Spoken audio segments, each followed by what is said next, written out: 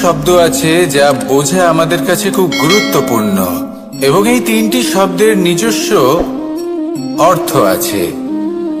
প্রথম হলো সঙ্গবদ্ধতা, অর্থাৎ একসাথে মিলে কাজ করতে হবে, একসাথে মিলে পরিশ্রম করতে হবে, সামনে এগোতে হবে।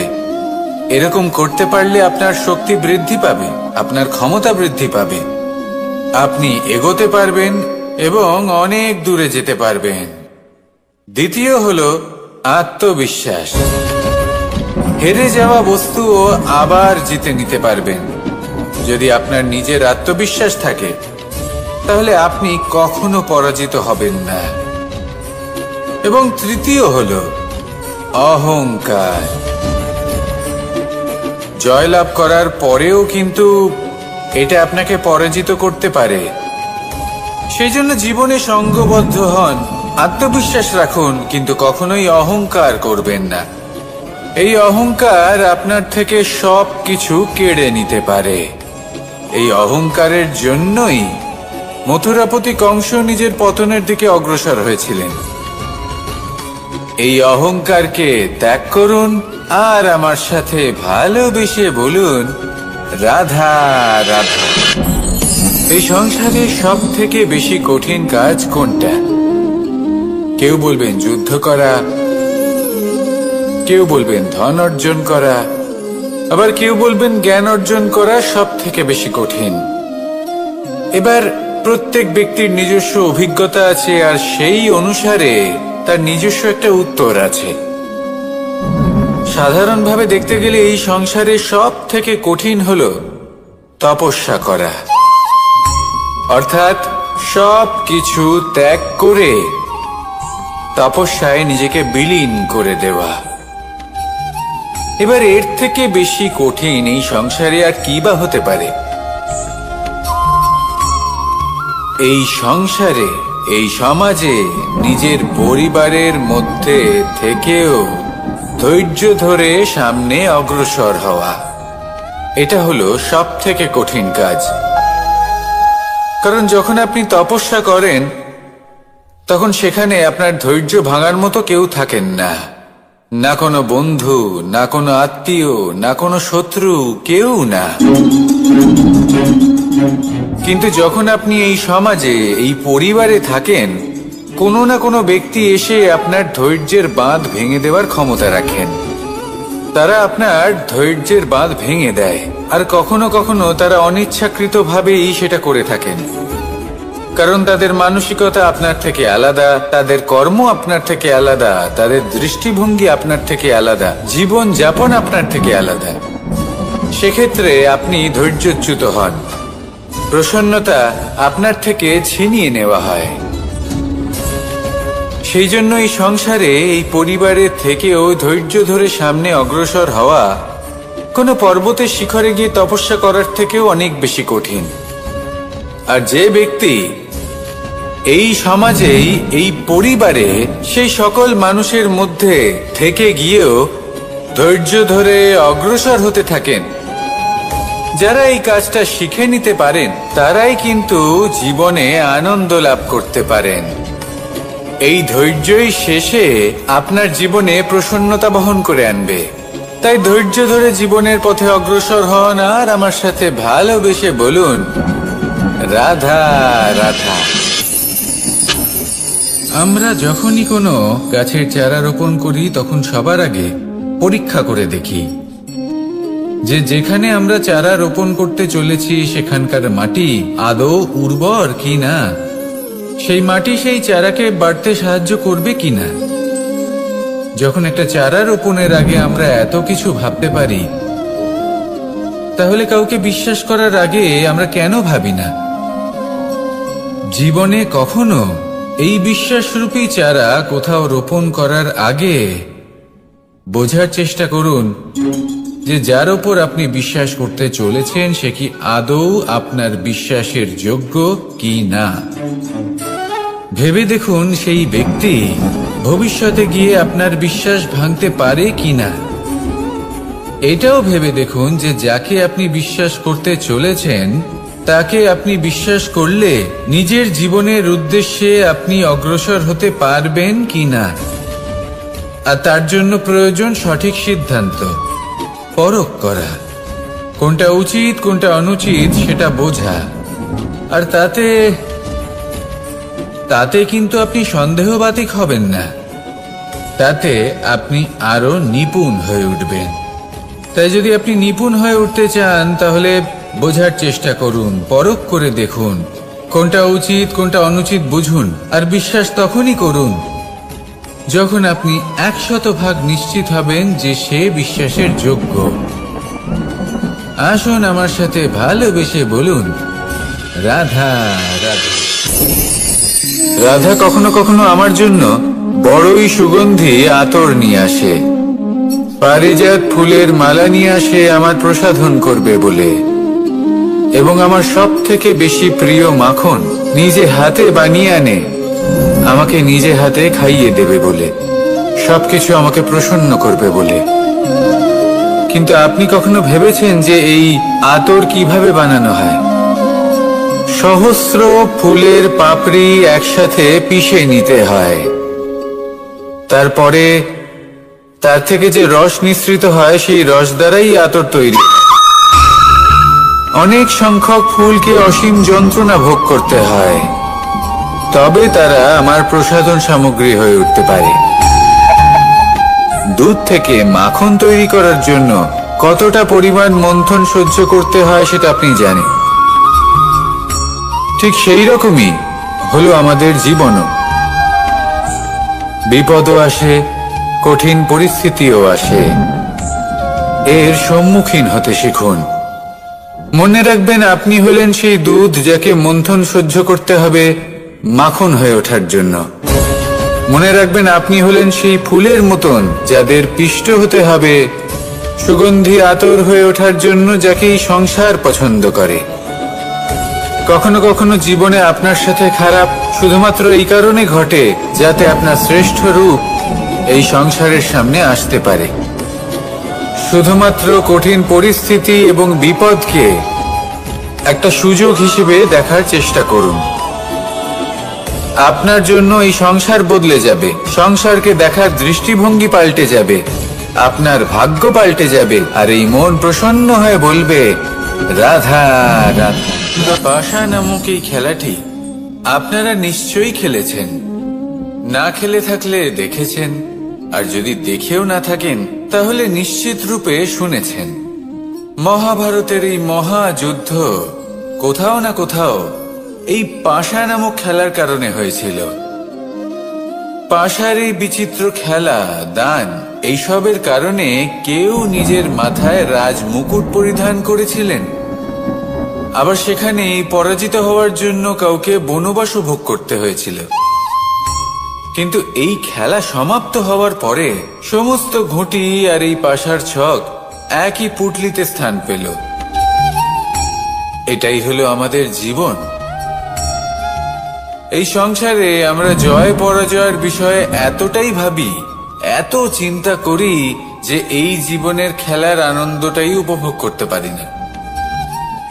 আর অবশেষে কি হয়? কেউ জয়ী হন, কেউ পরাজিত হন, কিন্তু দুজনেই একই স্থানে পৌঁছে যান। প্রত্যেক ব্যক্তি মৃত্যুর পরে একটি নির্দিষ্ট স্থানেই পৌঁছতে বাধ্য, কিন্তু ততক্ষণ এই জীবন, এই খেলা, তার আনন্দ উপভোগ করুন।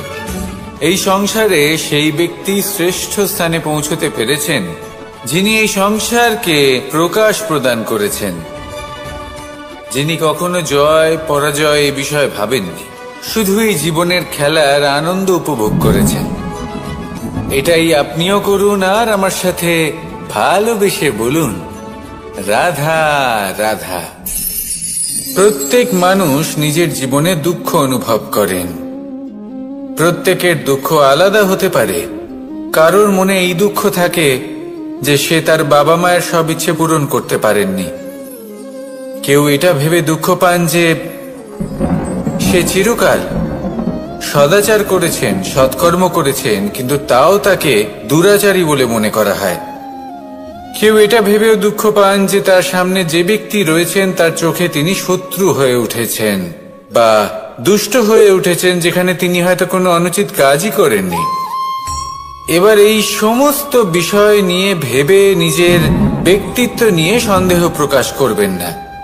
যদি নিজের ব্যক্তিত্ব নিয়ে কোনো সন্দেহ থেকে থাকে, তাহলে কর্ম সংক্রান্ত প্রশ্ন করুন যে আপনি যা করেছেন তাতে কি উচিত ছিল, কি অনুচিত ছিল। যেটা প্রয়োজন সেটা এটা বোঝার যে আপনার অন্তর্মন, আপনার বিবেক আপনাকে কি বলছে, আর আপনার অন্তর্মন আর আপনার বিবেক আপনাকে যেটা করতে বলবে শুধু সেটাই করুন। আর তারপরে এই সংসার কি বলবে, কি ভাববে সেসব নিয়ে ভাবতে যাবেন না, কারণ এই সংসার তো ঈশ্বরকেও প্রশ্ন করে থাকে, ঈশ্বরকেও দোষী মনে করে। কখনো কখনো যখন কোনো ঘটনা মানুষের ইচ্ছা অনুযায়ী ঘটে না, তখন মানুষ এটা বলে যে হে ঈশ্বর, আপনি আমার পাশে থাকলেন না, আপনি বড়ই কঠোর, এটা আপনার দোষ। যেখানে বেশিরভাগ সময় হয়তো সে নিজেই নিজের কর্মফল ভোগ করছে, আর কখনো কখনো ঈশ্বর হয়তো তার জন্য আরো ভালো কোনো পরিকল্পনা করে রেখেছেন, কিন্তু মানুষ এটা বুঝতে পারে না। তাই দিনের শেষে যেটা প্রয়োজন সেটা হলো নিজের মনের কথা বুঝতে হবে। আপনার বিবেক কি বলছে শুধু সেটাই করুন, আর সামনে এগোতে থাকুন। আমার সাথে ভালোবেসে বলুন, রাধা রাধা। পরিবর্তন, এটা হলো সৃষ্টির অমূল্য নিয়ম। এই সংসারে সবকিছু সময়ান্তরে পরিবর্তিত হয়, এই সময়ও পরিবর্তিত হয়। পরিবর্তন চিরকাল হয়ে এসেছে আর চিরকাল হতে থাকবে, কিন্তু এবার আমরা সেই পরিবর্তন কিভাবে লাভ করব যেটা আমাদের প্রয়োজন, যেটা আমরা চাই। আমরা জীবনে বিকাশ চাই। এই বিকাশ কিভাবে লাভ করতে পারি? এই প্রকৃতি কিন্তু আমাদের অত্যন্ত উত্তম উদাহরণ দিয়ে বুঝিয়েছে। একটি বিন্দুর উদাহরণ দিয়েছে যা ভবিষ্যতে একটা বিশাল নদীর আকার ধারণ করে। এটা কিভাবে হয়? মেঘ থেকে একটি বিন্দু ঝরে পড়ে সেই পর্বতের ওপর যেখানে হিম আছে। সেই হিমের সংস্পর্শে আসা মাত্র সেই বিন্দুর সাথে আরো বেশ কিছু বিন্দু যুক্ত হয়, তারপর তারা অগ্রসর হয়, আরো কিছু বিন্দু যুক্ত হয়, আস্তে আস্তে একটা ক্ষীণ ধারার রূপ ধারণ করে, এবং সেটাই ভবিষ্যতে আরো এগোতে থাকে। অনেকটা যাওয়ার পর যখন অনেক সংখ্যক বিন্দু একসাথে যুক্ত হয়, তখন সেটা বিশাল নদীর আকার ধারণ করে। এবার আমরা মানুষ বলে আমাদের সাথে এই নিয়মের অন্যথা হয় তা নয়। আমরাও এই প্রকৃতির অংশ, আমাদের ক্ষেত্রেও একই নিয়ম প্রযোজ্য। যখন পরিশ্রম করে অনেক সংখ্যক বিন্দু আমরা একত্রিত করব, তখনই পরিবর্তনের নদী প্রবাহিত হবে। প্রয়োজন হল নিরন্তর পরিশ্রম করা এবং ধৈর্য ধরা। এটা করতে থাকুন, জীবনে সবকিছু লাভ করতে পারবেন, কারণ প্রকৃতি আমাদের এটাই শিখিয়েছে, আর আমরা এই ব্রহ্মরই একটি অংশ, যার দ্বারা এই ব্রহ্মাণ্ড নির্মিত। আসুন আমার সাথে ভালোবেসে বলুন, রাধা রাধা। কখনো এই প্রকৃতির দিকে তাকিয়ে থাকবেন। এই প্রকৃতি অনেক ধরনের শিক্ষা দেয়। কোন একটা গাছকে দেখুন কিভাবে সে মাটি থেকে জল শুষে নেয়। সে ঝড় হোক বা হোক কড়া রোদ সব সহ্য করে এবং অবশেষে সে ফল ধারণ করে। আর সেই ফল উৎপন্ন করার পরে সে ফল কিন্তু সে নিজে গ্রহণ করে না, এই সংসারকে প্রদান করে, যাতে পশু পাখি মানুষ তারা এই ফল গ্রহণ করে শক্তিশালী হয়ে উঠতে পারে, সুস্থ থাকতে পারে। সেভাবেই নদী, সরোবর এরা নিজেরাও কিন্তু নিজেদের জল গ্রহণ করে না, মাটিকে প্রদান করে, পশু পাখিকে প্রদান করে। সূর্য নিজেও নিজের জন্য প্রজ্বলিত হয় না, সে প্রকাশ ছড়িয়ে দিতে চায় আমাদের সবার কাছে, সে আলো পৌঁছে দিতে চায়। এই প্রত্যেকের কর্মে পরমার্থ নিহিত আছে, আর সেই জন্যই এদের সকলকে পুজো করা হয়। তাই মনে রাখবেন, আপনার কাছে জীবন যাপনের অতিরিক্ত যা কিছুই আছে তা পরমার্থের জন্য। তাহলে তার সদ্ব্যবহার করুন আর আমার সাথে ভালোবেসে বলুন, রাধা রাধা। আমরা প্রত্যেকেই অবশ্যই এমন সময় দেখেছি যখন অনেকগুলো সমস্যা একসাথে আমাদের জীবনে এসে পড়ে। সমস্যা আমাদের প্রত্যেকের জীবনেই থাকে, আমরা তার সমাধান খুঁজতে চেষ্টা করি, কখনো সমাধান খুঁজে পাই, আবার কখনো যতই চেষ্টা করি না কেন কোনো সমাধান খুঁজেই পাই না। আর যখন এটা হয় তখন মানুষ অত্যন্ত বিচলিত হয়ে পড়েন। নিজের আত্মীয় স্বজন, নিজের বন্ধু বা সংসার, এদের ওপরে এই দোষ চাপিয়ে দেন যে এদের জন্যই এই সমস্যা এসেছে। এবার যদি আমি আপনাকে কোনো পরামর্শ দিই তাহলে এটাই বলবো যে দৃষ্টিভঙ্গি পাল্টে দেখুন। এই দৃষ্টিভঙ্গি দিয়ে দেখুন যে এই সংসারে যে সমস্যায় আসুক না কেন তার জন্য কেউ দোষী নয়, না আপনি না অন্য কেউ। এই পুরো খেলাটাই আপনার মানসিকতা, আপনার দৃষ্টিভঙ্গির, আপনার মনের। কিভাবে বোঝাচ্ছি, যখন আমাদের মন শক্ত থাকে তখন কঠিন থেকে কঠিনতর পরিস্থিতিও আমাদের জীবনে খুব বেশি হলে প্রতিস্পর্ধা হয়ে থেকে যায়। সেখানে যদি আমাদের মন দুর্বল থাকে তখন অল্প কঠিন পরিস্থিতিও আমাদের কাছে খুব বড় সমস্যা হয়ে যায়, তাই না? একটা শক্ত মন কঠিন পরিস্থিতিকে প্রতিস্পর্ধা হিসেবে দেখে আর তার মধ্যে ওটা সুযোগ খুঁজে নেয়। আমাদের শুধু এটাই করতে হবে। এই সংসারে অন্য কাউকে দোষী মনে করলে আপনার সমস্যা দূর হয়ে যাবে না। সেই জন্য এই সংসারকে দোষ দেওয়ার বদলে এই সমস্যার মূলে চলে যান, সেটাকে বুঝুন, নিজের এই মনকে শক্ত করে তুলুন।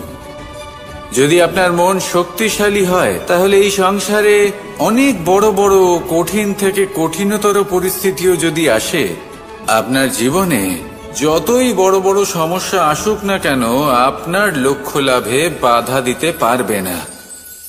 আসুন আমার সাথে ভালোবেসে বলুন, রাধা রাধা। আমরা সবাই পাথর দেখেছি, পর্বতও দেখেছি, শুকনো পাতাও দেখেছি, শ্যামল বনানীও দেখেছি। কখনো ভেবেছেন পাথরের অস্তিত্ব কিন্তু ততক্ষণ পর্যন্ত যতক্ষণ সে পর্বতের গায়ে আটকে থাকে। যখন সেই পর্বত থেকে সেই পাথর ভিন্ন হয়ে যায় ও নিজের অস্তিত্ব হারিয়ে ফেলে। আস্তে আস্তে কখনো পাথর কেটে বা কখনো পিষ্ট হয়ে সেই পাথর আস্তে আস্তে মাটিতে পরিণত হয় এবং পূর্ণরূপে নিজের অস্তিত্ব হারিয়ে ফেলে। এটাই পাতার সাথেও হয়। এই পাতা যতক্ষণ গাছের ডালের সাথে যুক্ত ততক্ষণ তার অস্তিত্ব থাকে। যখনই ডাল থেকে বিচ্ছিন্ন হয় সেও নিজের অস্তিত্ব হারিয়ে ফেলে। আর এটাই আমাদের সাথেও হয়। যতক্ষণ আমরা নিজেদের আপনজনের সাথে যুক্ত থাকি আমাদের অস্তিত্ব বজায় থাকে। যখন আপনজনদের সাথে সম্পর্ক ছিন্ন করি তখন আমরাও আমাদের অস্তিত্ব হারিয়ে ফেলি। এবার এই সংসারের প্রত্যেক ব্যক্তি স্বতন্ত্র থাকতে চান, আর অনেক ব্যক্তি স্বতন্ত্র থাকবেন বলে আপনজনদের দূরে করে দেন আর তাদের সাথে এই সম্পর্ক ছিন্ন করেন। এটা কি সত্যি প্রয়োজন? আপনজনদের সাথে সম্পর্ক ছিন্ন করে নিজের অস্তিত্ব হারিয়ে ফেলা প্রয়োজনীয়, নাকি আপনজনদের সাথে সম্পর্ক বজায় রেখে নিজেদের স্বতন্ত্র করে রাখা সেটা আবশ্যক? নির্বাচন আপনারই। আসুন আমার সাথে ভালোবেসে বলুন, রাধা রাধা। আপনি কি কখনো নৌকা যাত্রা করেছেন? করে না থাকলেও নিশ্চয়ই দেখেছেন যে এই জল, যা নিজের অন্তরে সব কিছু সমাহিত করে নিতে পারে, এই নৌকা সেই জলের ওপরেই ভেসে থাকে। নদীর স্রোত কাটিয়ে সে সামনে অগ্রসর হয়। কিন্তু যদি এই নৌকায় কোনো ছিদ্র হয়, তাহলে কিন্তু সেই নৌকা ডুবে যাবে। আর এতে কোনো তফাৎ হবে না যে সেই ছিদ্র ছোট নাকি বড়, নৌকা ডুবে যাবে। এই ছিদ্র হলো আমাদের জীবনে আমাদের অপগুণ, আমাদের দোষ, আমাদের বিকার। কখনো এটা ভাববেন না যে এই দোষ খুবই ছোট, এতে কিছুই যাবে আসবে না। না, সেই ছোট দোষ, সেই ছোট বিকার, যদি সেটাকে শুধরে না নেন, তাহলে সেটা আপনাকে আপনার পতনের দিকে নিয়ে যাবে। শেষ পর্যন্ত এটা আপনার উপর নির্ভরশীল যে আপনি কি চান। আপনার জীবনের এই নৌকা এভাবেই ডুবে যেতে দেখবেন, নাকি নিজেকে শুধরে নিয়ে সেই নৌকার সেই ছিদ্রটাকে ভরিয়ে তুলতে চাইবেন? নির্বাচন আপনার। আসুন আমার সাথে ভালোবেসে বলুন, রাধা রাধা। জল, জলই পৃথিবীতে বেঁচে থাকার জন্য আবশ্যক তো বটেই, কিন্তু এই জল আমাদের একটা অত্যন্ত গুরুত্বপূর্ণ শিক্ষা প্রদান করে। কখনো এই জলকে দেখেছেন? যে পরিস্থিতিতেই এই জল প্রবাহিত হোক না কেন, এর উপর যা কিছুই প্রভাব থাকুক না কেন, এর পথে যতই বাধা আসুক না কেন, তার মধ্যে থেকে ও নিজের পথ ঠিক বের করে নেয়, কিন্তু নিজের প্রবাহ থামতে দেয় না, ক্রমাগত অগ্রসর হতে থাকে।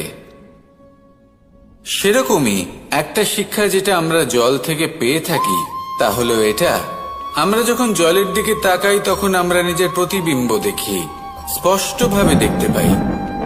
কিন্তু তখনই দেখতে পাই যখন এই জল শান্ত থাকে, স্থির থাকে। যদি এই জল অশান্ত হয়ে থাকে, স্থির না হয়, তাহলে আমরা এতে নিজের প্রতিবিম্ব দেখতে পাই না। এটাই আমাদের মনের সাথেও হয়ে থাকে।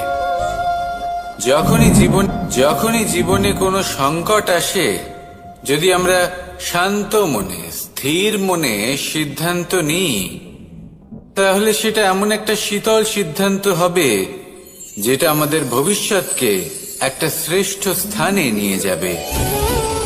যদি এই মন অশান্ত হয়, বিচলিত হয়, পীড়িত হয়, দুঃখিত হয়ে থাকে, রুষ্ট হয়ে থাকে, তাহলে অনেক সময় আমরা এমন সিদ্ধান্ত নিই যেটা আমাদের জন্য অনুচিত প্রমাণিত হয়।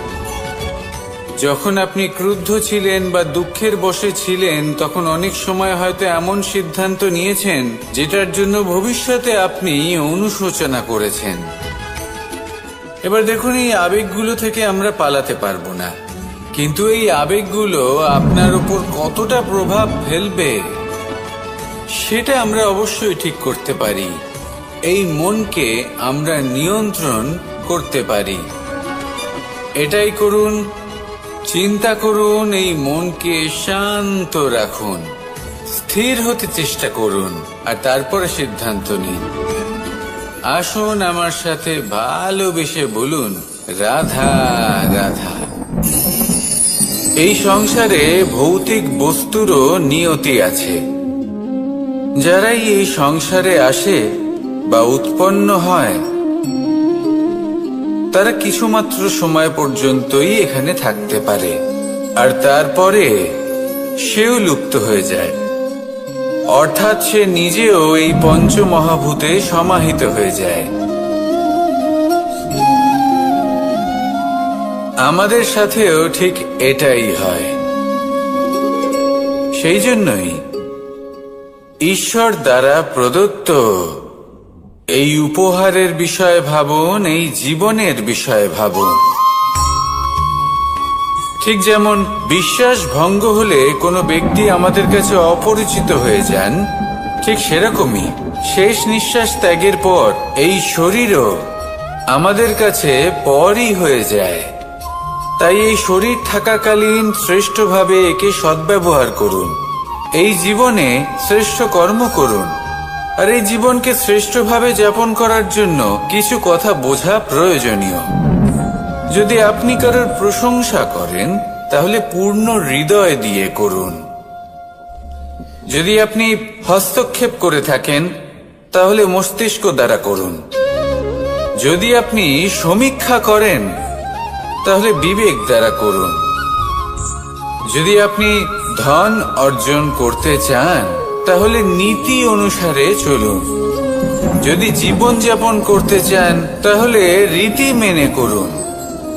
আর যদি ঈশ্বরের ভজন করতে চান তাহলে ভক্তিভাব নিয়ে করুন। শুধু এই কথা মনে রাখবেন যে আপনার এই জীবন কিন্তু অনিশ্চিত কাল পর্যন্তই আছে। কতক্ষণ আছে সেটা কেউ জানে না। তাই কিছু মুহূর্ত যেটা যাপন করতে আমরা এখানে এসেছি সেখানে ক্রোধ, অহংকার, ঈর্ষা এইসব আবেগের কি গুরুত্ব বলুন তো? এগুলো ত্যাগ করুন। মানুষকে ক্ষমা করতে শিখুন। আস্তে আস্তে বিশ্বাস করতে শিখুন। এই সংসারে নিঃস্বার্থভাবে প্রেম করতে শিখুন আর সবার মধ্যে আনন্দ বিতরণ করুন। তাই এই সব গুণ যদি আপনি আত্মসাৎ করতে পারেন তাহলে আপনার জীবনে শুধু আনন্দ এবং আনন্দই বিরাজমান হবে। আসুন আমার সাথে ভালোবেসে বলুন, রাধা রাধা। এবার কখনো কখনো জীবনে আমাদের মনে হয় যে চতুর্দিকে শুধুমাত্র অন্ধকারই হয়ে আছে। প্রত্যেকেরই তা কখনো মনে হয়।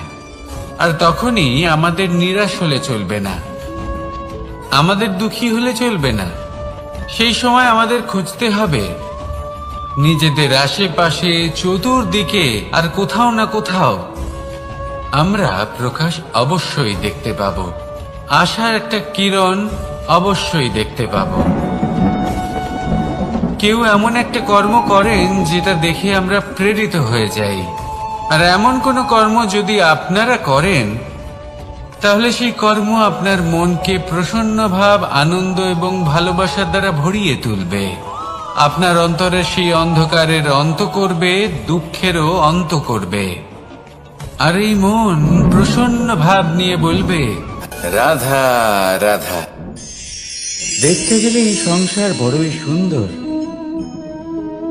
কিন্তু আসল সত্যি এটাই যে সংসারে সবকিছু নশ্বর। যেটা কাল ছিল তা আজ নেই, যা আজ আছে তা কাল ছিল না, আর যা আজ আছে তা কালও থাকবে না। প্রত্যেক মানুষকেই যথাসময়ে কালের কাছে মাথা নত করতে হয়। এই রূপের বিনাশ করে বার্ধক্য, প্রাণের বিনাশ করে মৃত্যু। আলস্য, ঈর্ষা ধর্মের বিনাশ করে, আর ক্রোধ বিনাশ করে সম্পর্কের। কিন্তু এরকম একটা অনুভূতি আছে যা একাই সমস্ত গুণ বিনাশ করতে সক্ষম হয়, আর সেটা হলো অহংকার। তাই জ্ঞানকে নিজের কাছে আসতে দিন, কিন্তু অহংকারকে কখনোই নয়। কারণ যদি এই অহংকার আপনার কাছে চলে আসে তাহলে জীবনে যা কিছু আপনি অর্জন করেছেন, তা সে গুণ হোক বা হোক ধন, সে বন্ধু হোক বা হোক আনন্দ, সব কিছু শেষ হয়ে যাবে। রাধা রাধা। এই পাথর দেখতে পাচ্ছেন আপনি? কত গোল, কতটা চকচকে।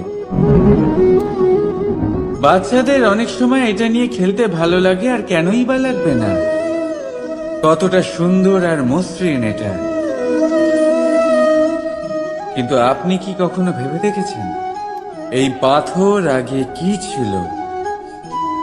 কোনো বিশাল আকার পর্বত, কোনো বিশাল আকার পাথরের একটা বড় ভেঙে যাওয়া অংশ বিশেষ, যেটা কোনোভাবে নদীতে পড়ে নদীর ধারার সাথে বইতে থাকলো, মাটির সাথে ঘর্ষণ হলো, বালির কণার সাথে ঘর্ষণ হতে থাকলো, আর তারপর ধীরে ধীরে এই আকার পেল। এবার আমরাও এই পাথরের মতোই। তাই মনে রাখবেন, আপনার ব্যক্তিত্ব, আপনার এই স্বরূপ ঈশ্বরের দেওয়া কখনোই নয়। হ্যাঁ, প্রকৃতি অবশ্যই আপনাকে জন্ম দিয়েছেন, কিন্তু আপনি নিজে নিজের ব্যক্তিত্বের রচয়িতা, আর আপনি তা রচনা করেন কঠিন পরিস্থিতির মুখোমুখি হয়ে, সংকটের ধারা পার করে। তাই আপনিও এই পাথরের মতো নিরন্তর চেষ্টা করতে থাকুন, নিজের অস্তিত্ব বজায় রাখুন, এই অস্তিত্বকে মহান করতে থাকুন, আর আমার সাথে ভালোবেসে বলুন, রাধা রাধা। বর্ষাকালে যখন ভয়ানক বৃষ্টি হয়, তীব্র গতিতে যখন হাওয়া চলে, তখন আপনি নিশ্চয়ই দেখেছেন যে পাখিরা, যাদের বাসা মাঝে মাঝে ভেঙে পড়ে, নষ্ট হয়ে যায়, কিন্তু আপনি কি কখনো সেই পাখিদের বিলাপ করতে দেখেছেন? কখনো নয়। যখনই সেই বৃষ্টি থেমে যায়, তারা আবার একটু একটু করে খড়কুটো জোগাড় করে তাদের বাসা বানিয়ে ফেলে, নিজের সংসার সেই রকমই বানিয়ে দেয় যেমন আগে ছিল। এমন কেন? কারণ এই ঝড়ের তাণ্ডবের সাথে সেই পাখিদের কোনো বোঝাপড়া করারই নেই। তারা শুধু সেটাই করতে থাকে যেটা তাদের হাতে আছে, আর সেটাই হলো, আর এটাই হলো সুখী জীবনের মূল মন্ত্র। যেটা আপনার হাতে নেই, তা নিয়ে বিলাপ করে আপনার কোনো লাভ হবে না। মনোসংযোগ তাতেই করুন যা আপনার হাতে রয়েছে। যা বদলে গেছে তাকে আপনি আবার বদলাতে পারবেন না, কিন্তু যা আপনি বদলাতে পারবেন তাতে মনোসংযোগ করুন। এই জীবনে একটু ধনাত্মক হয়ে উঠুন, দেখবেন সব শুভ হবে। রাধা রাধা।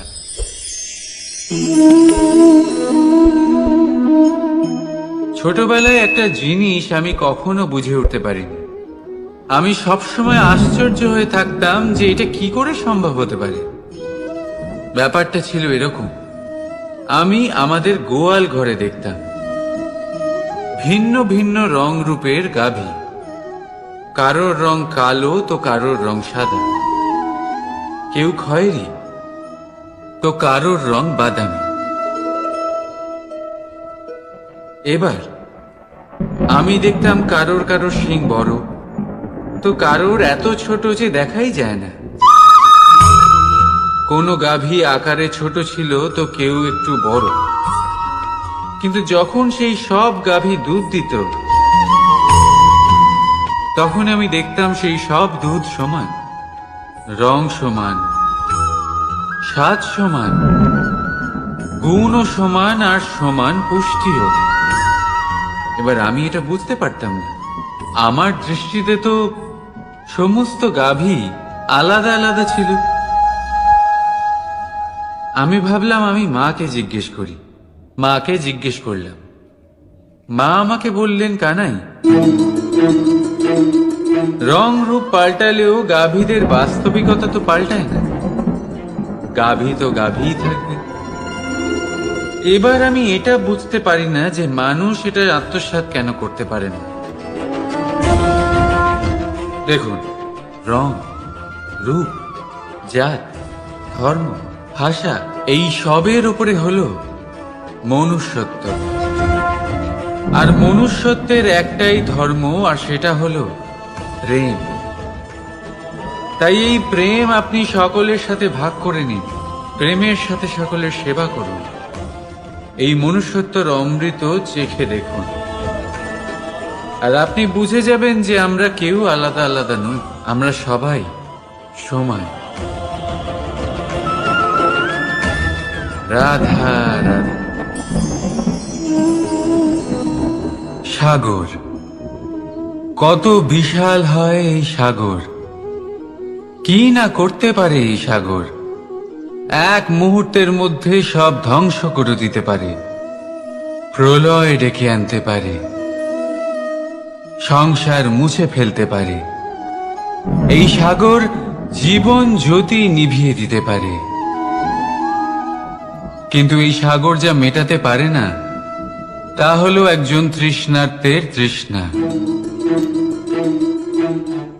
অন্যদিকে এই ঘোড়া, যা এতটাই ছোট যে গোপিনীরা একসঙ্গে অনেকগুলো নিয়ে চলতে পারে, কিন্তু এই ছোট ঘোড়া অনেকের তৃষ্ণা মেটাতে পারে। এবার বলুন, জল সাগরেও আছে, আবার এই ঘোড়াতেও। তাহলে পার্থক্য কোথায়? এখানে পার্থক্য হলো তাদের আচরণের মধ্যে। একজন মাটির মধ্যে মিষ্টি জল ধরে রাখে, তো আরেকজন নিজের নোনা জলের আঘাতে যে কাউকে মাটিতে মিশিয়ে দিতে পারে। আপনি কি হতে চাইবেন?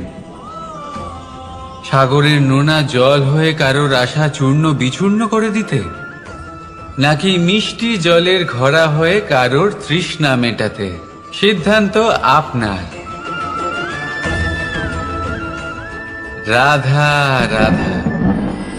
কতবার এমন হয়, আপনি কোনো কাজ করার জন্য কাউকে দায়িত্ব দেন, কিন্তু সেই ব্যক্তি সেই কাজ সম্পন্ন করতে পারে না, অসম্পূর্ণ রেখে দেয়, অথবা ঠিকভাবে করতে পারে না। এবার এই পরিস্থিতিতে কি হয়? আপনি ক্রুদ্ধ হয়ে যান, তার উপরে আপনি রেগে যান, তাকে তিরস্কার করেন, আর তারপরে সেই কাজ সম্পন্ন করতে আপনি নিজেকেই নিযুক্ত করেন, আর শেষ পর্যন্ত সেই কাজ সম্পন্ন হয়েই যায়। এবার এই বিষয়ে সমস্যা সেই ব্যক্তির চেষ্টায় নয়, সমস্যা আপনি যে সেই ব্যক্তিকে ভরসা করলেন তার ছিল। আমরা অন্যের প্রতি ভরসা করাকে প্রথম পদক্ষেপ বানিয়ে, আর নিজের উপরে বিশ্বাসকে শেষ সম্বল। কিন্তু তার বদলে এটাই হওয়া উচিত যে নিজের উপরে ভরসাকে আমরা প্রথম পদক্ষেপ বানাই, তাকে নিজের সহায় মানতে হবে। যদি আপনি এমন করেন, তাহলে পরিণাম আরো সুখকর, আরো আনন্দদায়ক হবে। তাই মনে রাখবেন, এই সংসারে আপনার সব থেকে বড় ভরসা আর কেউ নেই। এই সংসারে আপনার সব থেকে বড় রক্ষাকর্তা আর কেউ নেই, বরং আপনি নিজেই। রাধা রাধা। আসুন আপনাকে একটা প্রশ্ন করছি, সোনা আর লোহার মধ্যে তফাৎ কি? এবার বেশিরভাগ লোকের উত্তর এটাই হবে যে সোনা বহুমূল্য, সোনার মূল্য লোহার থেকে অনেক বেশি। এটা ঠিক, কিন্তু আমাদের এটা ভোলা ঠিক হবে না যে সোনা আমাদের সাজগোজের কাজে লাগে, আমাদের আরো বেশি সুন্দর দেখায়। অন্যদিকে লোহা সেই সৈনিকদের ঢাল ও তলোয়ার হয়ে তাদের রক্ষা করে, যারা আমাদের প্রাণকে রক্ষা করেন। এই সৈনিক না থাকলে আমাদের প্রাণও থাকবে না। এবারে বলুন, সোনার মূল্য বেশি হওয়াতে কি লোহার মূল্য কমে যায়? কখনোই নয়। ঠিক সেইভাবে এই জীবনে আপনি যতই চেষ্টা করুন, কিছু না কিছু এমন থেকে যাবে যা আপনি কখনোই পাবেন না, আর সেই কারণে নিজেকে অক্ষম মনে করা অনুচিত। হতে পারে আপনার কাছে সেই গুণ আছে যেটা সংসারে আর কারোর কাছে নেই। সেই গুণটাকে চিনুন, সেটাকে বাড়ান, আর সেটাকে ব্যবহার করুন। তাই মনে রাখবেন, সংসারে প্রত্যেকটা ব্যক্তি বিশেষ হয়, আর এই সংসারে সবাই সবকিছু পায় না। নিজেই দেখে নিন, সোনাকে যে দোকানে সাজিয়ে রাখা হয় সেই দোকানের তালা লোহা দিয়ে তৈরি হয়। রাধা রাধা।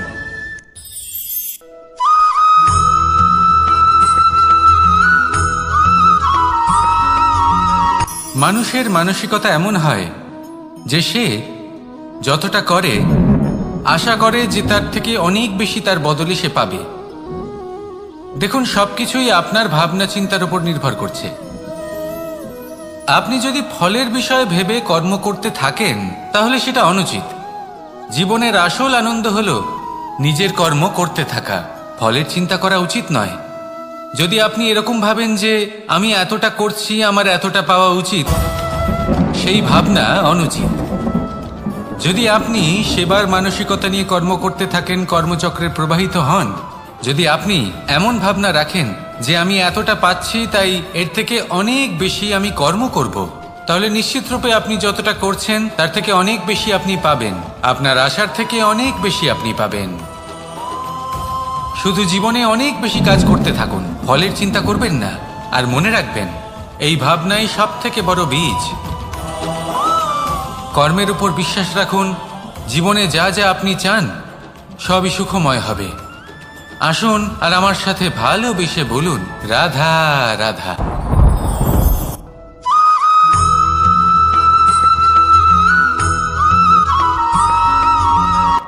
সংসারে আমাদের জীবনে যখন কোনো সুখ বা দুঃখ আসে, তার জন্য আমরা কাউকে না কাউকে অবশ্যই দায়ী করে থাকি, তাই না?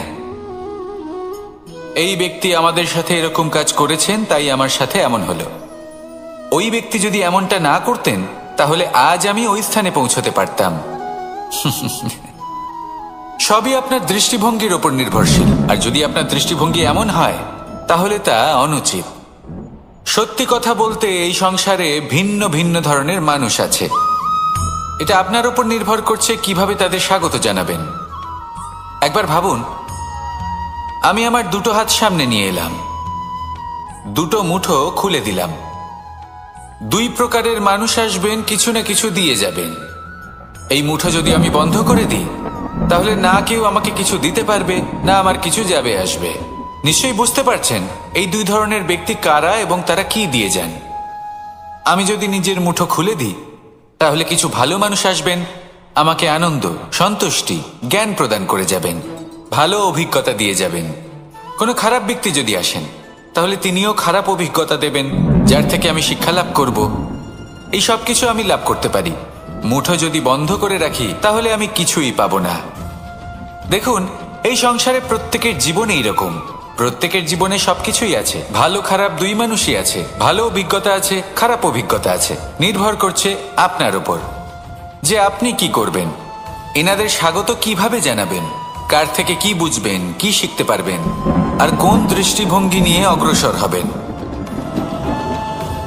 এটাই নির্ধারণ করবে যে আপনার জীবন কেমন হবে। আসুন আমার সাথে ভালোবেসে বলুন, রাধা রাধা।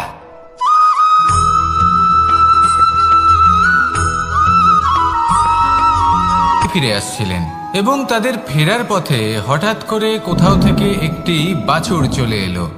এই দুই বোন ভয়ভীত হয়ে গেলেন আর তাদের হাত থেকে সেই আটা পড়ে গেল, মাটিতে মিশে গেল। এবার এই পুরো ঘটনাক্রমে যদি কারোর বিন্দুমাত্র লাভ হয়ে থাকে, বিন্দুমাত্র আনন্দ পেয়ে থাকে, তাহলে সে কে? সেই ছোট বোন, যিনি মাঝে মাঝেই গমের দানা তুলছিলেন এবং খাচ্ছিলেন। কিছুটা হলেও উনি আনন্দ লাভ করেছিলেন। এবার এরকমই হলো আমাদের জীবনে ভক্তি এবং ভালোবাসা সংক্রান্ত বিষয়। মানুষ নিজের জীবনের দৈনিক কাজে এতটাই ব্যস্ত হয়ে পড়েন, প্রত্যেকদিন শুধু কাজ কাজ কাজ কাজ করতে থাকেন, আর তাতে ভক্তি এবং ভালোবাসার জন্য সময় বার করতেই পারেন না। দেখুন, জীবনে ভক্তি আর প্রেমের এই যে ছোট ছোট মুহূর্ত আছে, এগুলো যদি আপনি যাপন করতে পারেন তাহলে তাতেই আপনি তৃপ্তি লাভ করবেন। বাকি সবই আপনার ব্যর্থ বলেই মনে হবে। জীবনে যখনই আপনি কোনো কাজ করবেন, ঈশ্বরের প্রতি সমর্পিত হয়ে সেই কাজ করুন।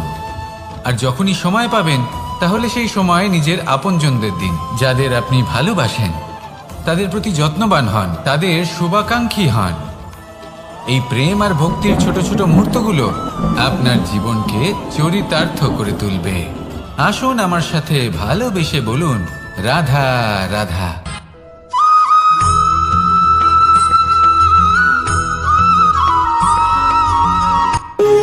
যখন মানুষের মৃত্যু হয় তখন কি হয়?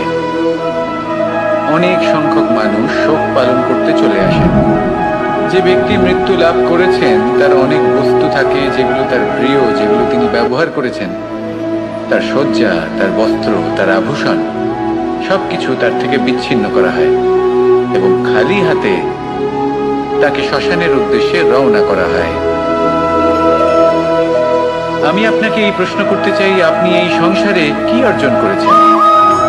ধন সম্পত্তি, বস্ত্র, আভূষণ, এই সব কিছু যে আপনি অর্জন করেছেন, আপনার মৃত্যুর পরে তা আপনার থেকে দূর হয়ে যাবে। এর উত্তর হলো একটাই, আপনার কর্ম। শুধু সেটাই আছে যা একান্ত আপনার, আর শুধু সেটাই এই সংসার থেকে চলে যাওয়ার পরেও সংসারেই জীবিত থাকবে। যদি আপনি দুষ্কর্ম করেন তাহলে এই সংসার আপনাকে একটি অনুচিত উদাহরণ হিসেবে মনে রাখবে যে এই ব্যক্তি খুব পাপী ছিল, অনুচিত কর্ম করতেন। যে পথে তিনি চলেছেন সেই পথে কারোর চলা উচিত নয়। সেখানেই যদি আপনি সৎকর্ম করেন তাহলে সংসার চিরকাল এটাই বলবে যে খুব ভালো মানুষ ছিলেন, সবাইকে ভালোবাসতেন, সবাইকে সাহায্য করতেন, আমার খুব প্রিয় মানুষ ছিলেন।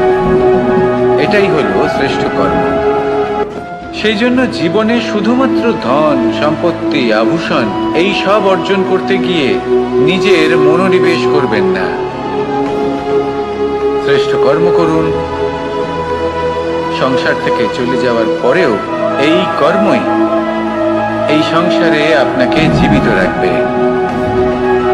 আসুন আমার সাথে ভালোবেসে বলুন, রাধা রাধা।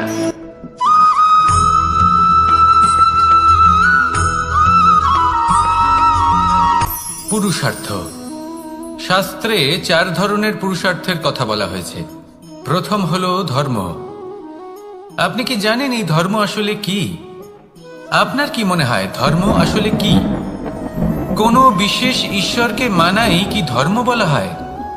নাকি কোনো বিশেষ রীতি পালন করাই হলো ধর্ম? নাকি কোনো বিশেষ সাহিত্যকে সর্বশ্রেষ্ঠ মনে করাই হলো ধর্ম? না, ধর্ম হলো সেটা যাকে ধারণ করা যেতে পারে। আর ধারণ শুধু সেটাই করা যায় যা পবিত্র। পবিত্র শুধু তাকেই বলা হয় যা নিঃস্বার্থ, যার মধ্যে শাসন করার কোনো ইচ্ছে নেই, যা সরলভাবেই প্রবাহমান, জল এবং বায়ুর মতো।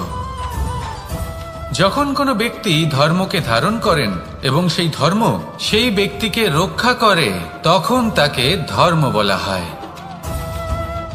ধর্ম যা রক্ষা করে অহংকার থেকে, খারাপ চিন্তার হাত থেকে। সেই জন্য পুরুষার্থ গড়ে তোলার আগে, ধর্ম পালন করার আগে ধর্মের প্রকৃত অর্থ কি সেটা বুঝে নিন। এটা জেনে রাখুন যে সমস্ত ধর্মের আধার, সমস্ত ধর্মের ভিত শুধুমাত্র ভালোবাসা। আসুন আর এই ভালোবাসার সাথেই বলুন, রাধা রাধা।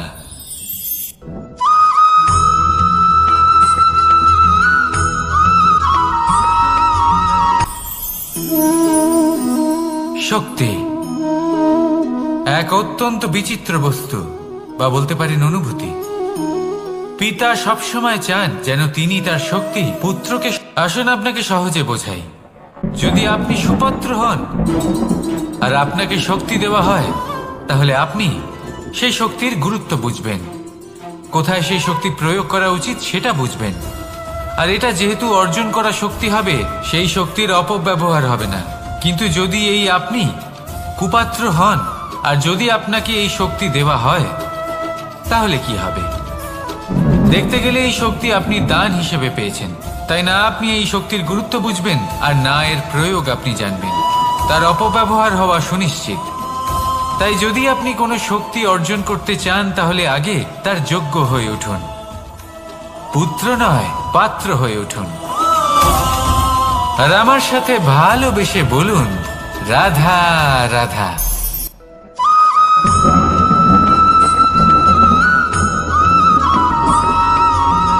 কথায় আছে যে এমন কোনো অক্ষর নেই যার দ্বারা কোনো মন্ত্র হয় না, এমন কোনো বনস্পতি নেই যা নিজেই একটা ঔষধি নয়, পৃথিবীর এমন কোনো ব্যক্তি নেই যার মধ্যে কোনো যোগ্যতা থাকে না। শুধু প্রয়োজন হলো যে ব্যক্তিকে আমরা খুঁজে চলেছি তাকে সঠিকভাবে চিনে নেওয়া। যদি তার যোগ্যতা, তার বিশেষত্ব আমরা বুঝতেই না পারি, তাহলে আর লাভ কি রইল? এই সংসারে এমন অনেক ব্যক্তি রয়েছেন যারা ছোট ছোট অসফলতার কারণে আপনাকে এটা বলে দেবে যে আপনি কোনো কাজের নন, আপনি হলেন মূর্খ, আপনি কিছুই করতে পারবেন না। এইসব কথায় কখনোই বিশ্বাস করবেন না, কারণ আপনি এবং প্রত্যেকটি জীব এই পরমাত্মা এবং এই প্রকৃতির সৃষ্টি, যা অত্যন্ত বিশেষ। যদি আপনাকে উদাহরণ দিই তাহলে একদিকে আছে তরোয়াল, একটা বড় লম্বা তরোয়াল যার দ্বারা যুদ্ধ করা যায়, জয়লাভ করা যায়।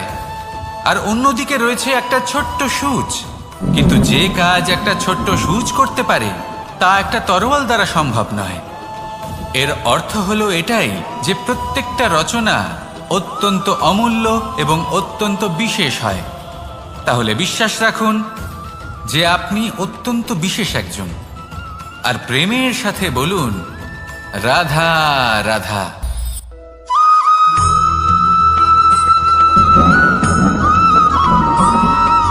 মানুষের একটি সমস্যা আছে যে মানুষ সাফল্যকে মাপতে থাকেন, লক্ষ্যপ্রাপ্তিকে মাপতে থাকেন এবং তার তুলনা করতে থাকেন যে ও এত কিছু পেল আর আমি পেলাম না, ওর কাছে এত কিছু আছে কিন্তু আমার কাছে নেই। এই তুলনা করার জন্য ওনারা দুঃখী হয়ে পড়েন, নিরাশ হয়ে পড়েন। তাই আমি একটা প্রশ্ন করছি যে এটা কি উচিত?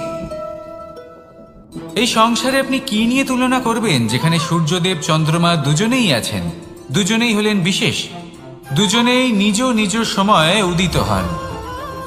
এদের মধ্যে একজন না থাকলে তাহলে আমাদের জীবন কঠিন হয়ে পড়বে। ঠিক সেইভাবেই আপনি যদি একটা বড় রেখা অঙ্কন করেন তাহলে অন্য রেখাটি ছোট হয়ে পড়ে না, সে তেমনই থাকে যেমনটা সে ছিল। আপনার অস্তিত্ব কখনো ছোট বা বড় হতে পারে না। শুধু তুলনা করার জন্য আপনার এটা মনে হতে পারে। যদি আপনি যুদ্ধ করতে চান আপনার তলোয়ারের প্রয়োজন পড়বে, যদি বস্ত্র তৈরি করতে চান এত বড় তলোয়ার দিয়ে কিছুই হবে না, তখন প্রয়োজন পড়বে একটা ছোট্ট সূচের। তাই তুলনা করবেন না, না নিজেকে ছোট মনে করবেন না অন্য কাউকে। সবার সাথে সহযোগিতা করুন, আর যদি তুলনা করতেই হয় নিজের সাথে করুন, যে কাল আমি কেমন ব্যক্তি ছিলাম, আজ কি তার থেকে শ্রেষ্ঠ হয়ে উঠতে পেরেছি। ভেবে দেখুন ভবিষ্যতে গিয়ে আপনি কতটা শ্রেষ্ঠ ব্যক্তি হতে পারেন। আসুন আমার সাথে ভালোবেসে বলুন রাধা রাধা।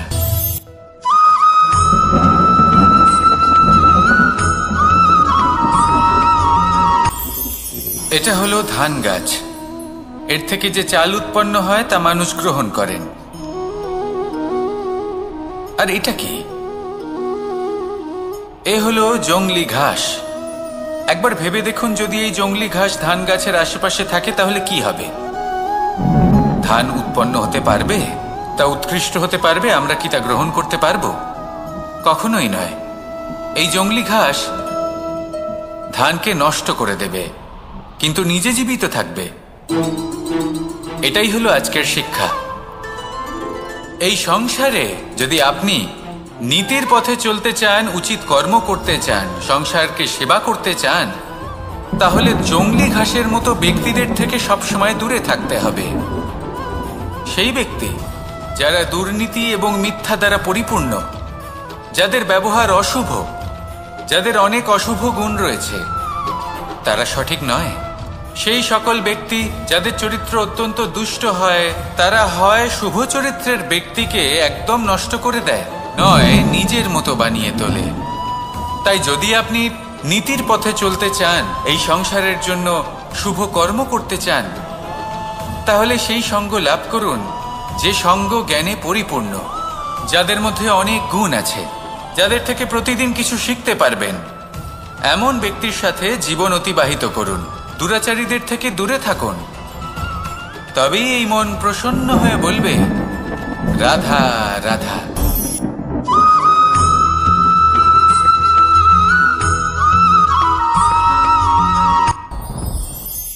সাথী। সাথী এই শব্দটির ব্যাখ্যা কে কিভাবে করে? মিত্র, সখা, বন্ধু। কিন্তু অর্থ একটাই, তিনি যিনি আপনার সঙ্গী হন আর তিনি যার সাথী আপনি হন। এবার সব থেকে বড় প্রশ্ন হলো এটাই যে তিনি কে হতে পারেন যাকে আপনি আপনার সাথী বলে মেনে নিতে পারেন, নিজের সখা, নিজের মিত্র, নিজের বন্ধু মেনে নিতে পারেন। আপনার সাথী হলেন তিনি যিনি দুঃখের সময় আপনার পাশে থাকবেন, আপনার হাত ধরে থাকবেন। আপনার সাথী হলেন তিনি যার হাত আপনি নিজের সুখের দিনে ধরে থাকবেন। সেই সাথীরই হাত ধরুন যিনি দুঃখে সবসময় আপনাকে সাহায্য করার জন্য তৎপর হয়ে থাকেন, আপনার পাশে থাকেন, আর যাকে সুখের দিনে আপনি আপনার সাথে রাখতে পারেন। আর যখন আপনার সাথে আপনার এই সাথী থাকবে তখন আপনি এটা বুঝবেন যে যখন জীবনে দুঃখ আসে তখন এই দুঃখ কমে যায়, সবার মধ্যে ভাগ হয়ে যায়। আর যদি তখন সুখ আসে তাহলে সেটা সবার উপস্থিতিতে আরো বেড়ে যায়। এটাই হলো প্রেম, এটাই হলো ভালোবাসা, এটাই হলো সঙ্গ। যেমন সম্পর্ক আমার আর রাধার মাঝে। তাহলে আসুন আর আমার সাথে ভালোবেসে বলুন, রাধা রাধা।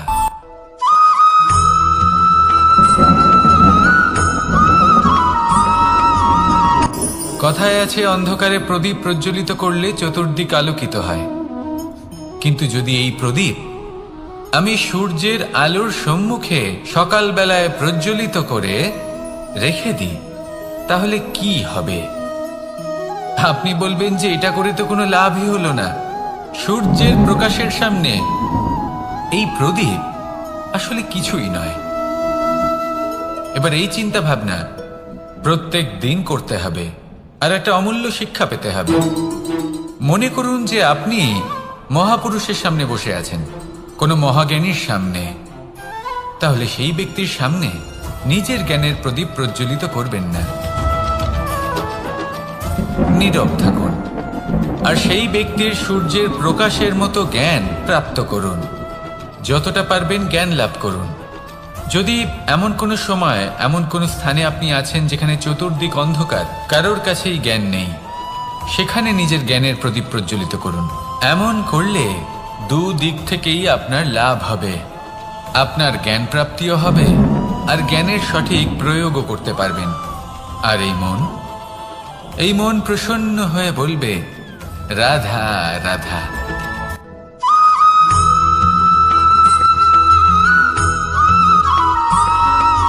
প্রত্যেক মানুষ নিজের জীবনে হীরক তথা হীরে এবং দর্পণ এই দুই দেখেছেন। এই দুই হলো সাদা এবং এরা দুজনেই আলোর প্রতিফলন ঘটায় এবং এরা দুজনেই উজ্জ্বল হয়ে ওঠে। আপনি হয়তো মনে মনে ভাবছেন যে এটা কি ধরনের তুলনা করছি।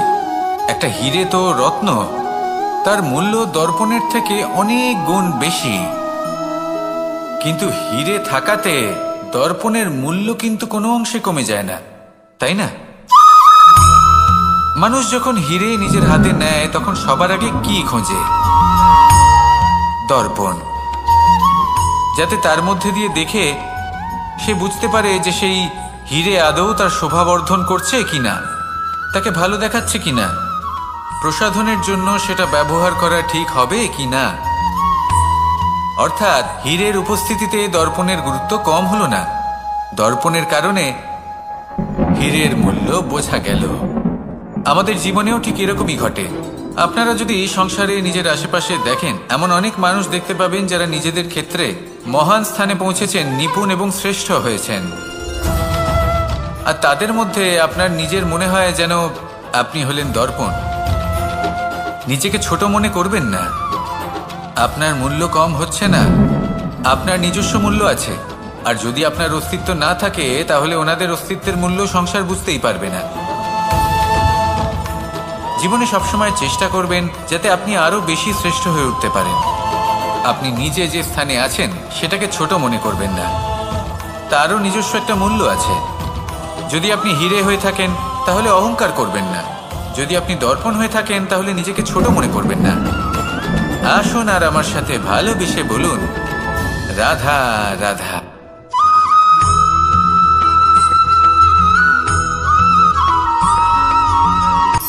শক্তি শক্তি অর্জন করা এতটা কঠিন নয় যতটা শক্তি লাভ করার পরে সেই শক্তি সামলানো কঠিন হয়। কারণ যেই মানুষ শক্তি লাভ করে তার মনে গর্ববোধ জন্মায়, জন্মায় অহংকার, জন্মায় জেদ। তাই শক্তি প্রাপ্ত করার সাথে বিনম্র থাকাও অত্যন্ত আবশ্যক। আর এটা আমাদের শেখা উচিত বৃক্ষের থেকে। বৃক্ষ যা আমাদের ফল দেয়, বৃক্ষ যা যত ফল দেয় ততটাই ঝুঁকে যায়। আমরা পাথর মারি ওই বৃক্ষের থেকে ফল প্রাপ্ত করার জন্য। সেই পাথরের মার সহ্য করেও বৃক্ষ আমাদের ফল দেয়। কোনো গর্ববোধ নেই, কোনো অহংকার বোধ নেই। আর সেই জন্য এই বৃক্ষের পুজো করা হয়। এটাই হলো মাহাত্ম্য শক্তির সাথে বিনম্রতার। যদি এই শক্তি সৃজন করে থাকে, সাহায্য করে থাকে, সম্বল হয়ে থাকে, তবেই সেই শক্তি উপযুক্ত। আর নয়তো সেই শক্তি একদিন আপনাকে আসক্ত অবশ্যই করবে। তাহলে শক্তি অবশ্যই অর্জন করুন, কিন্তু তার সাথে সেই শক্তি সামলানোর মতো বিবেকও আপনাকে অবশ্যই জাগ্রত করতে হবে। তাহলে আসুন আমার সাথে ভালোবেসে বলুন, রাধা রাধা।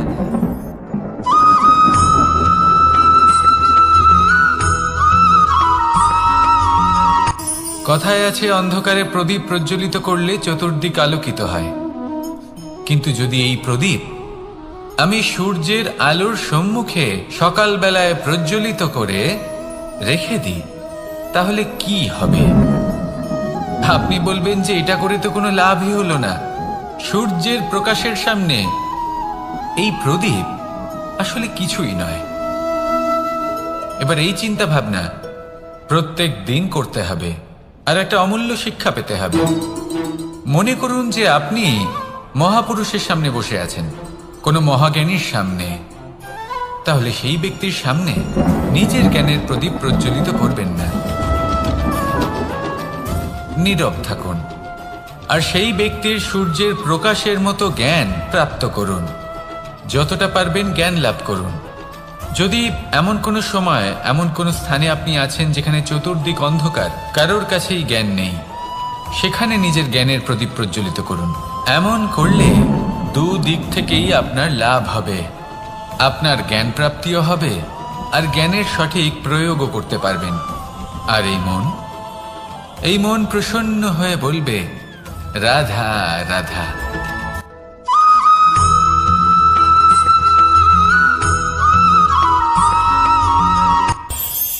এই সংসারে আমরা প্রকাশ কোথা থেকে পাই? এর উত্তর বড়ই সরল। ভোরে যখন সূর্যোদয় হয় তখন প্রকাশের কিরণ আমাদের ঘরে এসে পৌঁছয়।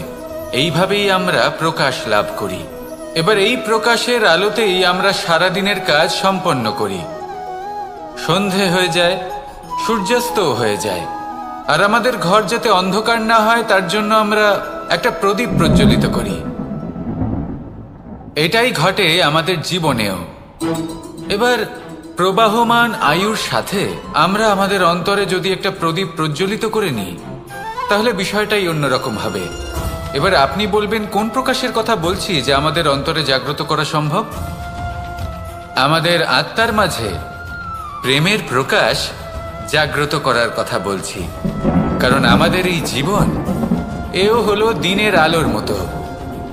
আজ প্রকাশ আছে, কিন্তু কোনোদিন অবশ্যই অস্ত হবে। কিন্তু অস্ত হবার আগে যদি আমরা আমাদের আত্মার মাঝে প্রেমের এই প্রকাশ উজ্জ্বলিত করে নিই, তাহলে আমাদের সন্ধ্যাকালও আমরা আনন্দে এবং প্রেমে যাপন করব। তাহলে আসুন আর আমার সাথে ভালোবেসে বলুন, রাধা রাধা।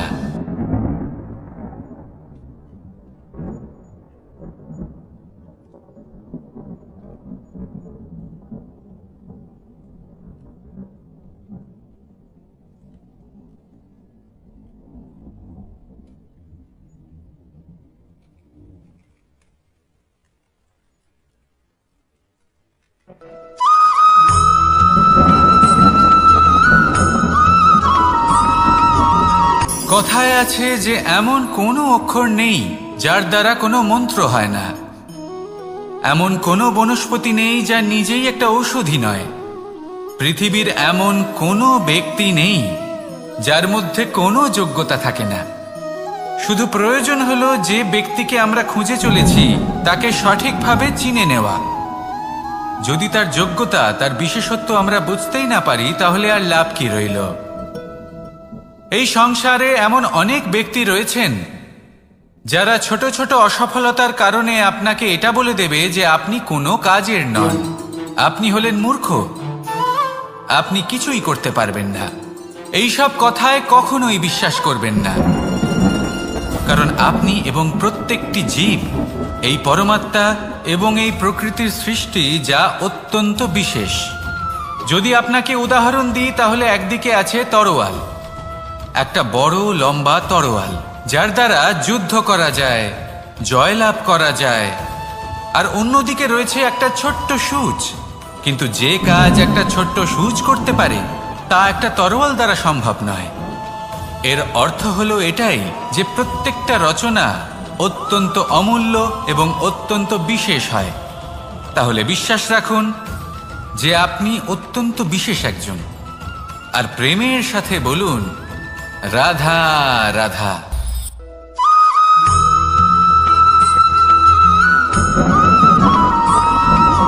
জীবনে যখন কোনো ব্যক্তি নিজের লক্ষ্য প্রাপ্তির জন্য নিরন্তর পরিশ্রম করতে থাকেন, চেষ্টা করতে থাকেন, তখন তিনি কষ্ট অনুভব করেন, কখনো শারীরিক কষ্ট, কখনো মানসিক কষ্ট। এবার উনি এটা ভাবতে থাকেন যে আমি কি উচিত করছি নাকি অনুচিত করছি, কারণ অন্যদিকে এমন একজন ব্যক্তিও আছেন যিনি একদমই পরিশ্রম, চেষ্টা করছেন না। তিনি মদিরা পান করেন, বিলাসিতায় জীবন কাটান, অলস প্রকৃতির হয়ে ওঠেন, নিদ্রাতে বিলীন হয়ে থাকেন আর ভাবেন যে তিনি সুখ লাভ করছেন। কিন্তু এরকম কেন হয়? কারণ যখন আমরা সৎ পথে থাকি, উচিত পথে চলি, লক্ষ্য প্রাপ্ত করার জন্য চেষ্টা করতে থাকি, তখন আমাদের ভেতরে থাকা নেতিবাচক শক্তি এবং পাপ এই দেহকে ত্যাগ করে দেয়। আর এই অনুভূতিটাই আমাদের দুঃখের অনুভূতি দেয়, কষ্ট দেয়।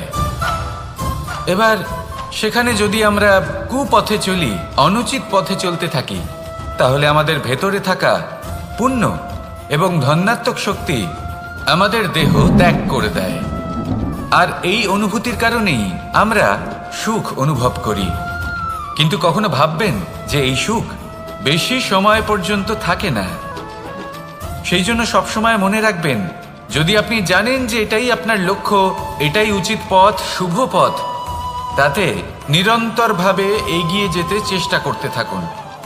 এই কষ্ট আপনাকে সুখের পরাকাষ্ঠায় কখন পৌঁছে দেবে তা আপনি জানতেই পারবেন না। আসুন আমার সাথে ভালোবেসে বলুন রাধা রাধা।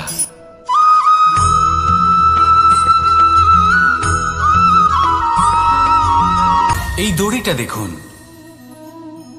ছোট ছোট রেশম দ্বারা তৈরি, এটা সরু সুতো দ্বারা তৈরি হয়েছে এটা, আর এ অত্যন্ত কোমলও বটে। আর আপনি চাইলে এটা সোজাও করে দিতে পারেন, আর চাইলে এটা বেঁকিয়েও দিতে পারেন, আর যদি চান তাহলে এটা গোল গোল করে বেঁধে কোথাও রেখেও দিতে পারেন। এবার এই কোমল দড়ি যদি কোনো নিষ্ঠুর কঠিন পাথরে বারংবার জড়িয়ে দেওয়া হয়, তাহলেও তাকেও কাটতে পারে, নিজের ছাপ ছেড়ে যেতে পারে, সেটার আকারও বদলে ফেলতে পারে। এবার এর কারণ কি? এর কারণ হলো অভ্যাস আর নিরন্তর প্রচেষ্টা। যদি আপনিও চেষ্টা করেন আর নিরন্তর কর্ম করে যান, তাহলে আপনার প্রারব্ধ পাথরের মতো কঠিনই হোক না কেন, তাতে ভাঙন ধরিয়েও আপনি নিজের লক্ষ্যে অবশ্যই পৌঁছতে পারবেন। একটা গুরুত্বপূর্ণ কথা মনে রাখবেন, সুকর্মের অভ্যাস আর নিরন্তর প্রয়াস, এই হলো সাফল্যের মন্ত্র। তাহলে জীবনে এই মন্ত্র আনুন আর আমার সাথে ভালোবেসে বলুন রাধা রাধা।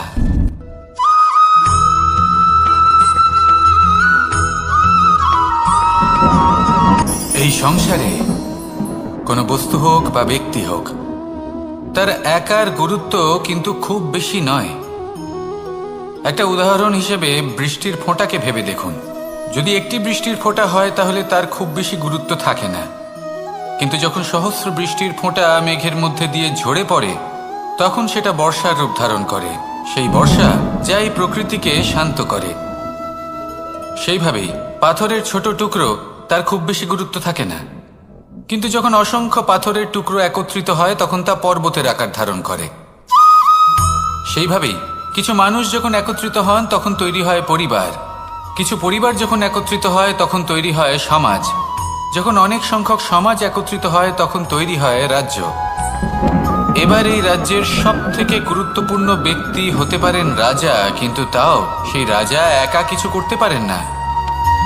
যুদ্ধ লড়ার সময় তারও নিজের সৈন্যদলকে প্রয়োজন পড়ে। কিন্তু এই সংসারে এমন একজন ব্যক্তি আছেন যিনি একাই সব কাজ করতে থাকেন, এবং সেই ব্যক্তি হলেন মা। আমাদের জীবনে একজন পিতার ভূমিকা কিন্তু নিঃসন্দেহে অমূল্য, কিন্তু আমাদের সকলের জীবনে যে ভূমিকা একজন মায়ের তা অন্য কারোর থাকে না। একজন মা একাই সন্তানকে বড় করতে পারেন, সংস্কারী করে তুলতে পারেন, তার জন্য পরিশ্রম করেন। আর এত কিছু কাজ করার পরেও তার কাজের জন্য তিনি প্রশংসা অবশ্য পান না। উল্টে যদি সেই সন্তান অনুচিত পথে চালিত হয়, অনুচিত কর্ম করে, তখন সেই মাকেই অপবাদের পাত্র হয়ে উঠতে হয়। আমাদের জীবনে মায়ের যোগদান কতটা সেটা বুঝুন। আপনাকে বড় করে তোলার জন্য উনি কতটা পরিশ্রম করেছেন সেটা বুঝুন। আজ থেকে, এখন থেকে, এই মুহূর্ত থেকে মাকে সম্মান করতে শিখুন। যখন সময় পাবেন, যখন সুযোগ হবে, তখন তার প্রশংসা করুন, ওনারও ভালো লাগবে। আর মায়ের এই মমতার জন্য, তার এই ভূমিকার জন্য আসুন সবাই মিলে আমরা তাকে প্রণাম করি, আর সকলে মিলে ভালোবেসে বলি, রাধা রাধা।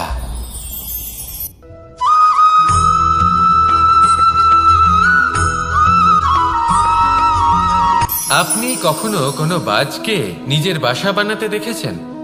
এই বাজ যখনই কোনো বাসা বানায় তখন উঁচু গাছের ডালে বা কোনো পর্বতের শিখরে বাসা বানায়, অনেক উচ্চতায়, আর সেখানে তার সন্তানও জন্মগ্রহণ করে। যখন এই সন্তানেরা জন্মায় তখন এই বাজ খুবই ভালোবেসে এবং খুব সাবধানে এদের পালন পোষণ করে, নিজের ঠোঁট দিয়ে তাদের ঠোঁটে খাবার পরিবেশন করে। কিন্তু যেই সেই সন্তানেরা হৃষ্টপুষ্ট হয়ে যায় এবং সেই কথা বাজ নিজে বুঝতে পেরে যায়, সেই বাজ নিজেই সেই বাসা ছিন্ন ভিন্ন করে দেয়। সেই সন্তান যাদের সবেমাত্র ডানা গজিয়েছে, কিভাবে উঠতে হয় তারা জানে না, সেই সন্তানগুলিকে উচ্চতা থেকে ঠেলে দেয়। সেই সন্তান প্রথমে ভয়ভীত হয়ে যায়। তারা সামনে মৃত্যুকে দেখতে পেয়ে ভয়ের কারণে তাদের ডানা ঝাপটাতে থাকে, আর সেই প্রক্রিয়াতেই সেই সন্তানগুলি উড়তে শুরু করে দেয়। এবার এই ঘটনায় আমরা কি শিক্ষা পেতে পারি? এটাই, যদি আপনি মাতা পিতা হন তাহলে নিজের সন্তানকে অবশ্যই স্নেহ করুন, কিন্তু তাদেরকে নিজের আঁচলের তলায় বেঁধে রাখবেন না। যদি আপনি চান আপনার সন্তান জীবনে উন্নতি করুক, তাহলে নিজের মুঠো থেকে তাদের স্বতন্ত্র করে দিন, এই সংসারে সংঘর্ষ করতে দিন। সেই সন্তান নিজেই বুঝতে পারবে যে জন্মের সময় পাওয়া ডানা কি করে ব্যবহার করতে হয়, আর আপনার চোখের সামনে আপনার সন্তান এই আকাশে উড়তে থাকবে।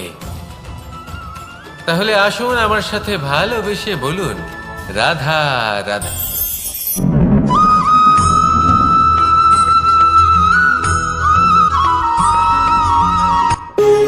যখন মানুষের মৃত্যু হয় তখন কি হয়? অনেক সংখ্যক মানুষ শোক পালন করতে চলে আসেন। যে ব্যক্তি মৃত্যু লাভ করেছেন তার অনেক বস্তু থাকে যেগুলো তার প্রিয়, যেগুলো তিনি ব্যবহার করেছেন, তার শয্যা, তার বস্ত্র, তার আভূষণ, সবকিছু তার থেকে বিচ্ছিন্ন করা হয় এবং খালি হাতে তাকে শ্মশানের উদ্দেশ্যে রওনা করা হয়। আমি আপনাকে এই প্রশ্ন করতে চাই, আপনি এই সংসারে কি অর্জন করেছেন? ধন সম্পত্তি, বস্ত্র, আভূষণ, এই সবকিছু যে আপনি অর্জন করেছেন, আপনার মৃত্যুর পরে তা আপনার থেকে দূর হয়ে যাবে। এর উত্তর হলো একটাই, আপনার কর্ম। শুধু সেটাই আছে যা একান্ত আপনার, আর শুধু সেটাই এই সংসার থেকে চলে যাওয়ার পরেও সংসারেই জীবিত থাকবে। যদি আপনি দুষ্কর্ম করেন, তাহলে এই সংসার আপনাকে একটি অনুচিত উদাহরণ হিসেবে মনে রাখবে যে এই ব্যক্তি খুব পাপী ছিল, অনুচিত কর্ম করতেন। যে পথে তিনি চলেছেন সেই পথে কারোর চলা উচিত নয়। সেখানেই যদি আপনি সৎকর্ম করেন, তাহলে সংসার চিরকাল এটাই বলবে যে খুব ভালো মানুষ ছিলেন, সবাইকে ভালোবাসতেন, সবাইকে সাহায্য করতেন, আমার খুব প্রিয় মানুষ ছিলেন। এটাই হলো শ্রেষ্ঠ কর্ম।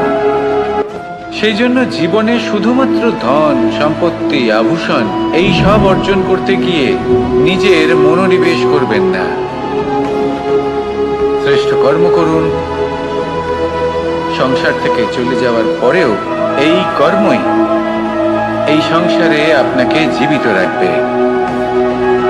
আসুন আমার সাথে ভালোবেসে বলুন, রাধা রাধা।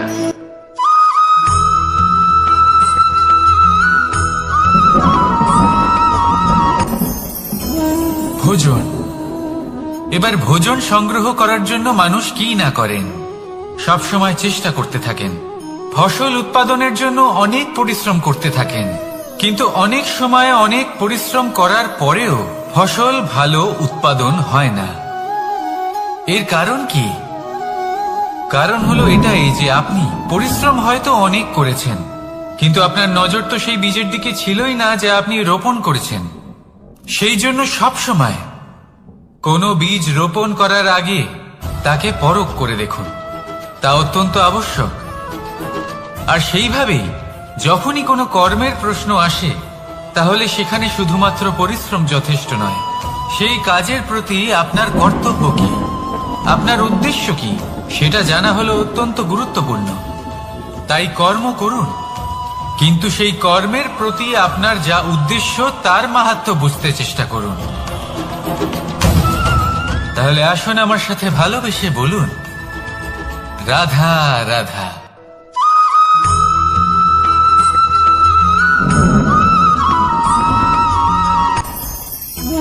ভোজন। এবার ভোজন সংগ্রহ করার জন্য মানুষ কি না করেন, সব সময় চেষ্টা করতে থাকেন। ফসল উৎপাদনের জন্য অনেক পরিশ্রম করতে থাকেন, কিন্তু অনেক সময় অনেক পরিশ্রম করার পরেও ফসল ভালো উৎপাদন হয় না। এর কারণ কি? কারণ হলো এটাই যে আপনি পরিশ্রম হয়তো অনেক করেছেন, কিন্তু আপনার নজর তো সেই বীজের দিকে ছিলই না যা আপনি রোপণ করেছেন। সেই জন্য সব সময় কোনো বীজ রোপণ করার আগে তাকে পরখ করে দেখুন, তা অত্যন্ত আবশ্যক। আর সেইভাবেই যখনই কোনো কর্মের প্রশ্ন আসে, তাহলে সেখানে শুধুমাত্র পরিশ্রম যথেষ্ট নয়। সেই কাজের প্রতি আপনার কর্তব্য কি, আপনার উদ্দেশ্য কি, সেটা জানা হলো অত্যন্ত গুরুত্বপূর্ণ। তাই কর্ম করুন, কিন্তু সেই কর্মের প্রতি আপনার যা উদ্দেশ্য তার মাহাত্ম্য বুঝতে চেষ্টা করুন। তাহলে আসুন আমার সাথে ভালোবেসে বলুন, রাধা রাধা।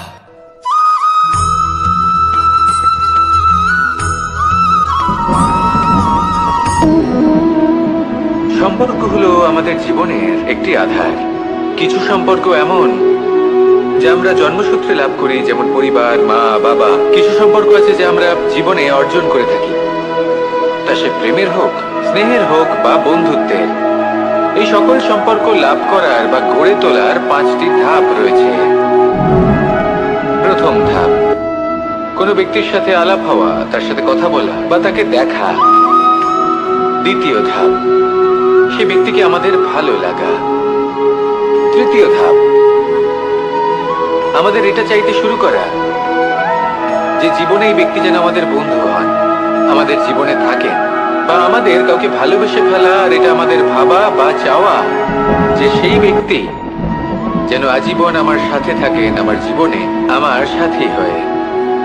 চতুর্থ ধাপ, লাভ করা।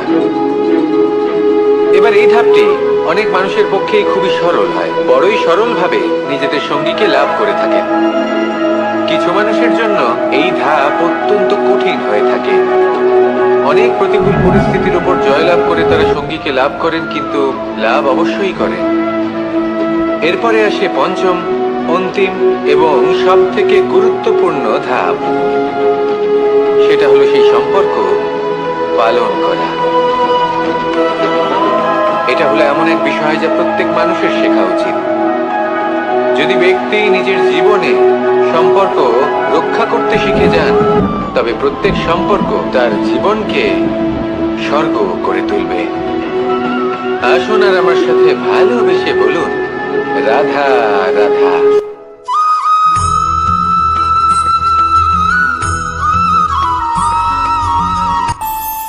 আমাদের মনে যখন কোনো প্রশ্ন ওঠে, কোনো দ্বন্দ্ব জাগে, তখন আমরা যাই আমাদের গুরুর কাছে, আমাদের আরাধ্যের কাছে গিয়ে জিজ্ঞেস করি। এইভাবেই একদিন আমি পৌঁছলাম আমার আরাধ্যের কাছে, আমার মহাদেবের কাছে, আর ওনাকে প্রশ্ন করলাম যে মহাদেব, জীবনে আনন্দ পাওয়ার, উৎসব পালনের, প্রেম ভাগ করে নেবার, জীবনকে উপভোগ করে নেওয়ার সর্বশ্রেষ্ঠ সময় কোনটা? মহাদেব হাসলেন আর উনি বললেন, জীবনে উৎসব পালনের সব থেকে শ্রেষ্ঠ দিন হলো মৃত্যুর ঠিক আগের দিনটা। প্রেম ভাগ করে নেওয়ার সব থেকে শ্রেষ্ঠ মুহূর্ত হলো মৃত্যুর ঠিক আগের মুহূর্ত। জীবনকে উপভোগ করে নেওয়ার সর্বশ্রেষ্ঠ প্রহর হলো মৃত্যুর এক প্রহর পূর্বে। তখন আমি চমকে গেলাম। আমি বললাম, কিন্তু মহাদেব, মৃত্যু তো অনিশ্চিত, আমরা জানিও না কবে আমাদের মৃত্যু হবে। মহাদেব আবার হাসলেন। উনি বললেন যে যদি আমরা এভাবে জীবন কাটাই যে আমরা জীবনের প্রত্যেক দিন, প্রত্যেক মুহূর্ত, প্রত্যেক প্রহর শেষ বলে মনে করি, তাহলে আমাদের সমস্ত জীবন আনন্দের সাথেই অতিবাহিত হবে। কি বলেন?